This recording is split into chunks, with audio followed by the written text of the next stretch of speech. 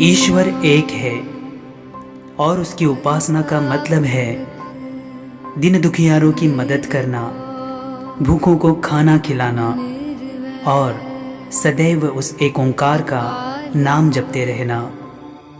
धन धन श्री गुरु नानक साहिब जी का यह उपदेश समुचे अध्यात्म का सार है, जिसका अनुकरण कलुषित हृदय में पवित्रता भरता है, ठगों को साधु बनाता है और अहंकारियों में इंसानियत भरता है। तो आओ दोस्तों, आज हम श्री गुरु नानक देव जी के जीवन चरित्र को समझकर अपने जीवन में सकारात्मक परिवर्तन लाने का प्रयास करते हैं। श्री गुरु नानक देव जी का जन्म कार्तिक पूर्णिमा के दिन 15 अप्रैल सन 1469 में आज के पाकिस्तान के लाहौर से 30 मील दूर तलवंडी में हुआ। खत्री कुल में जन्मे नानक देव जी के पिता का नाम कालूराय मेहता और माता का नाम तृप्ता देवी था। गुरु नानक देव जी की बड़ी बहन बेबा नानकी की वजह से गुरुदेव जी का नानक यह नाम प्रचलन में आया। गुरु नानक देव जी बाल्यावस्था से ही गहरे चिंतक स्वभाव के थे। उनकी मधुर वाणी और प्रभावी व्यक्तिमत्व से हर कोई मोहित हो जाता था। वे अपने अधिकतम समय को सत्संग और चिंतन में बिताते थे। उनके अलौकिक व्यवहार से अनेकों को यह विश्वास था कि बालक नानक देव जी में अद्भुत अलौकिक विशेषताएं हैं। सन 1485 में गुरु नानक देव जी का विवाह बटाली निवासी मुलाजी की कन्या सुलखनी से हुआ।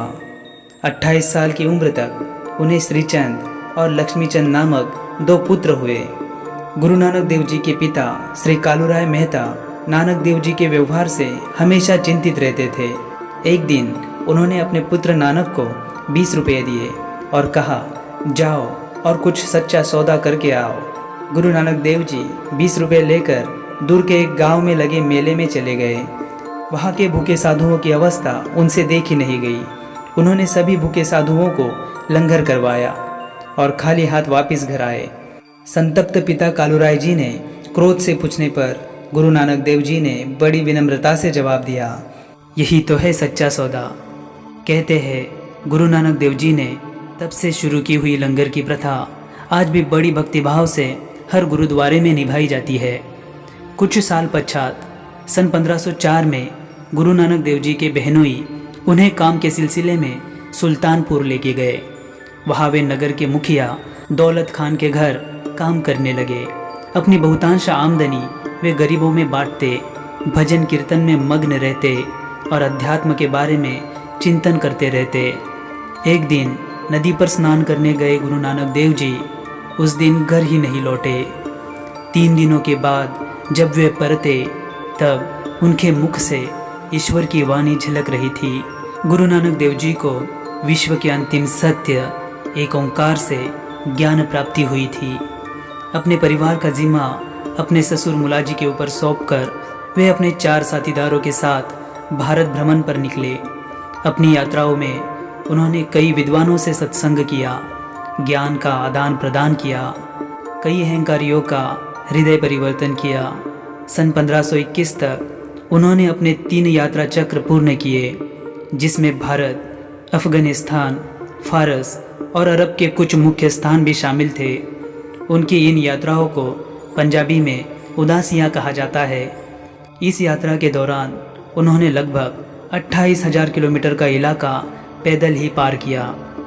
जीवन भर यात्रा करके गुरु नानक देव जी अपने जीवन के अंतिम पड़ाव पर परिवार के साथ करतारपुर बस गए। गुरु गद्दी का भार अपने चहेते शिष्य गुरु अंगद जी साहिब पर सौंपकर सन 1539 के सितंबर महीने में उन्होंने अपने जीवन की अंतिम सांस ली। गुरु नानक देव जी अपने व्यक्तित्व में दार्शनिक, योगी, गृहस्थ, धर्म सुधारक, समाज सुधारक, कवि, देशभक्त एवं विश्व बंधु इन सभी गुणों को समेटे हुए थे। उनके उपदेशों ने सिख धर्म की नींव को मजबूती से खड़ा किया। हिंदू और मुसलमान दोनों पर इनके उपदेशों का गहरा प्रभाव पड़ा। उनके उपासना का स्वरूप दोनों धर्मों को पूरक रहा।